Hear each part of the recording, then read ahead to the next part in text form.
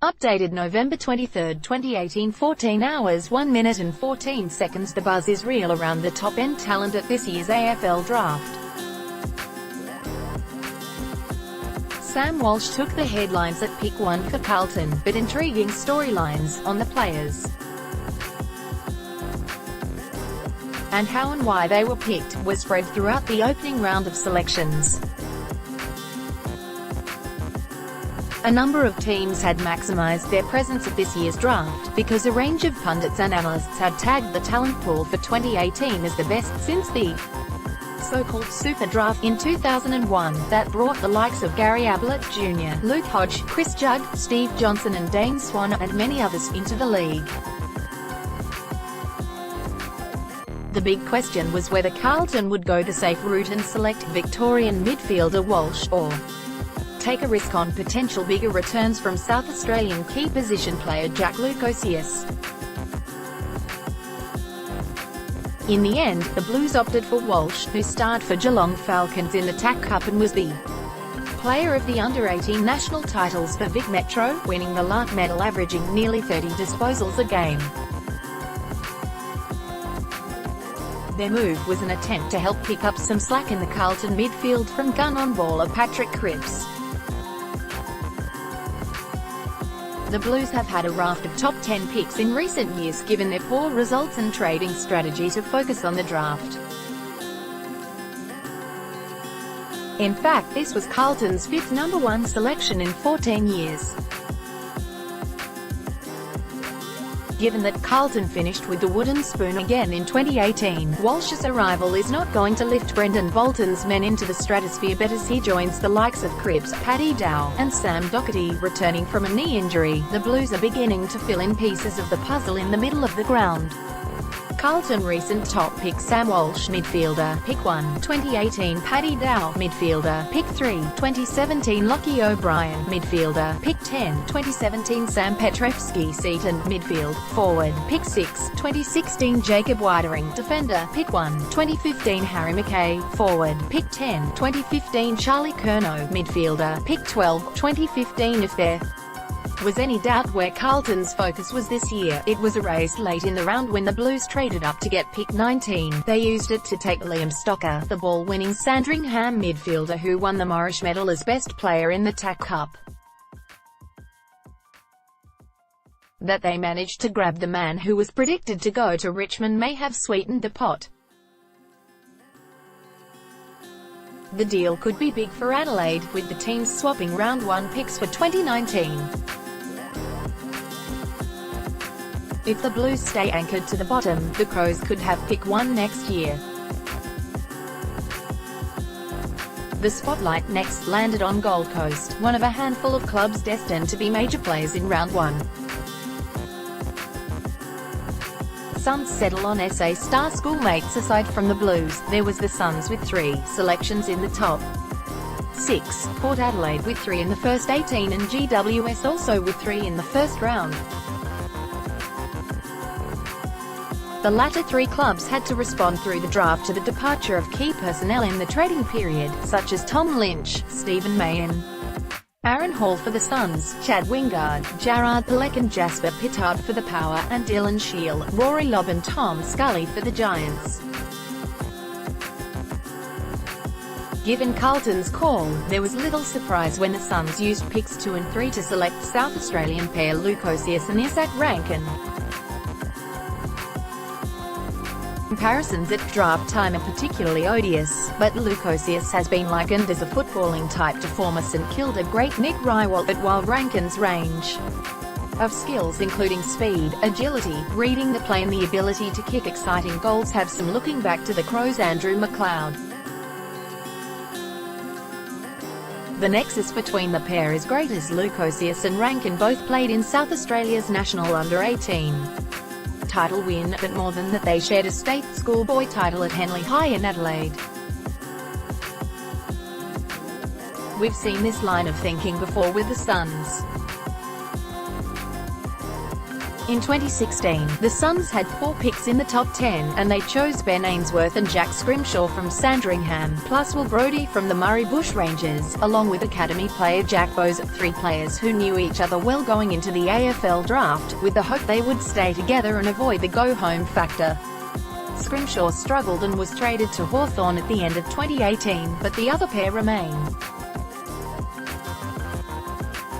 The Suns went outside South Australia for their 3rd pick of the night, choosing Sandringham's Ben King, whose marking and scoring abilities could provide help for Gold Coast at both ends of the ground. King's twin brother Max, who some were tipping earlier in the year to go at number 1 before an ACL injury, went at pick 4 to St Kilda. The SA strategy continued for the Suns, with halfback Jez McLennan, another member of the under-18 champion side, selected with pick 23 before the start of round 2 after a pick swap with West Coast. Only time will tell whether the Suns have chosen well and can hang on to this new elite group, but clearly, given the problems at Carrara in recent years, there will be a lot riding on the success or failure of this year's decisions. The power went for Connor Rozee with pick 5, a midfielder who shone at halfback for North Adelaide late in the season in the Roosters' run to the SANFL Premiership. His burst speed, second in the 20-metre sprint at the Combine, will be handy in Polk's absence. Port Adelaide needed help in defence, with the loss of Pittard and Jack Hoche. But the Power opted instead to focus on the middle of the ground. Aside from Rozee, they took Western Jets midfielder Zach Butters with pick 12, and Gippsland Power skipper and midfielder Xavier Duursma with pick 18. Swans game the new draft. Wealth AFL had tweaked the process for this year's draft, with the ability for clubs to live trade picks for the first time. The Sydney Swans were quickly testing the operation of the new system, and they used it to their advantage to steal a march on the rest of the league. Mobile, tall forward Nick Blakey could have been a father-son pick for North Melbourne or Brisbane through his father John, but opted to go with the Swans, where his dad is now an assistant coach. Sydney put together a series of trades with West Coast to give themselves the draft points to take Blakey with 3 picks in the 30s, matching a bid from GWS at pick 10. Not only that, but the Swans also, by effectively exchanging their 2019 second-round pick for the Eagles' third rounder next year, kept themselves in this year's second round by getting West Coast's pick 25 for 2018, meaning they avoided putting all their eggs in the Blakey basket. This was a definite win for the Swans, who have made a habit of securing top talent through the academy system with the likes of Isaac Finney and Callum Mills. He is strong and tall, a good left foot kick, a good lead and mark. The Swans have hinted they will move the likes of Mills and Jake Lloyd from defence into the midfield, leaving Blakey a likely third forward for Sydney with Lance Franklin and new acquisition Dan Menzel. Good draft for Tassie. In the last 20 AFL drafts, a total of 4 Tasmanian players have been taken in the top 10. Last night there were 2. Adelaide tried and failed to pry academy player Taryn Thomas from North Launceston, who had the joint best kicking test at the draft combine, away from North Melbourne, who matched the bid at pick 8 with points from a series of draft selections. Then the Crows went again with pick 9 and chose versatile Launceston midfielder Chase Jones, who can also play forward or back. Adelaide later took small forward Ned McHenry for his elite endurance running ability and forward pressure. GWS did some solid business, with the strong kicking J. Wade Caldwell from Bendigo and taller midfielder Jackson Haitley from Central Districts in the SANFL, the latter another member of the victorious SA under-18 team. They also came in at the end of the round for Vic Metro under-18 skipper Xavier Halloran, who had a great draft combine with solid results for both speed and endurance. Some bargains outside the top 10. The combination of live trading and the willingness of teams to bid for other sides' academy selections meant that some fancied players dropped further than expected in the order. Geelong was able to grab Claremont defender Jordan Clark at pick 15. Clark won All-Australian at the Under-18 Championships at half-back, where he averaged 20 disposals and 6 rebound 50s, and played senior football for Claremont in the WAFL before committing to football. Clark was a solid prospect as a cricketer, taking 5 wickets, including a hat-trick, for the Australian Under-16 team against Pakistan Under-16s in January 2017. He has stamina. He was 8th in the 2 km time trial at the Combine, but is not ultra-speedy.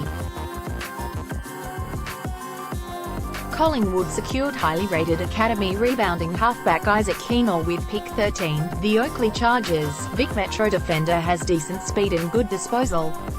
He also was the only person to get a perfect score in the goal-kicking test at the draft combine. In other moves, the Western Bulldogs took Sandringham midfielder Bailey Smith with pick 7, and the Lions came away with big-bodied midfielder Ely Smith-Murray. Bushrangers, with pick 21, the Crows selected Vic Country and Geelong Falcons player Ned McHenry, pick 16, who can play midfield or small forward. Richmond ended up with tall midfielder Riley Collier-Dawkins, pick 20, from the Oakley Chargers and Vic Metro, while the Premiers' West Coast did not have a pick in the opening round, and will kick off round 2 today. What does SuperDraft II have to match? Obviously, picking the draftees who will succeed is largely a matter of gauging potential, who can step up and show more than they did at age level, and partially a leap of faith in hoping that the most exciting under-18s can keep going, and maybe go on to replicate a rookie season like Collingwood's Jaden Stevenson in 2018 with 38 goals in 26 games. Looking at the top 10, and a sizable portion of the top 20, the potential for a group rivaling 2001 is clearly there. Even SuperDraft I, as good as it was, had the odd miss. However, a look at the list also shows some superb players dropping very low as well. There was Geelong's father-son selection, Gary Ablett Jr. at pick 40, under rules much more lenient than today's for the cost-denominating clubs. There was Jarrard Waite at pick 46, who went on to kick 377 goals in play 244 games for North Melbourne and Carlton. Then there was the Magpies' Dane Swan at pick 58, and of course Western Bulldogs defender Brian Lake at pick 71, who eventually won 3 flags with Hawthorn. Will there be some gems hidden deep in the next 50 picks made on day 2? Who knows? But the buzz from regular draft watchers about this year's selection group means that if nothing else, fans have some exciting times ahead watching this talent establish just how far they can go in the AFL. The hits from SuperDraft are 2001, Luke Hodge, mid, Hawthorn, pick 1, 4 flags, Norm Smith medal x2, Luke Ball, mid, St Kilda, pick 2, 223 games, flag with Collingwood in 2010, Chris Judd, mid, West Coast, pick 3, 2006 flag, Brownlow medalist x2, Jimmy Bartle, mid, utility, Geelong, pick 8, 3 flags, Brownlow, Norm Smith medals, Nick Dal Santo, mid, St Kilda, pick 13, 300 games for Saints, Kangaroos, James Kelly, mid, Geelong, pick 17, 3 flags, 313 games. With Cats, Bombers, Steve Johnson, for Geelong, pick 24, 3 flags, Norm Smith medal, 293 games with Cats, GWS, Sam Mitchell, mid, Hawthorn, pick 36, 4 flags, Brownlow medal, 329 games with Hawks, Eagles, Lee Montagna, mid, St Kilda, pick 37, 287 games, All-Australian x2, Gary Ablett Jr., mid, Geelong, pick 40 asterisk. Bulldogs, pick 71, 251 games with WB, Hawks, 3 flags, Norm Smith medal, asterisk, father-son selection. Melbourne 3000, Vic, Sydney 2000, New South Wales, Brisbane 4000, Carrara 4211, Queensland, Adelaide 5000, SA, Hobart 7000, Tasmania, Perth 6000, WA, Australia. First posted November 23, 2018, 13 hours 12 minutes and 36 seconds.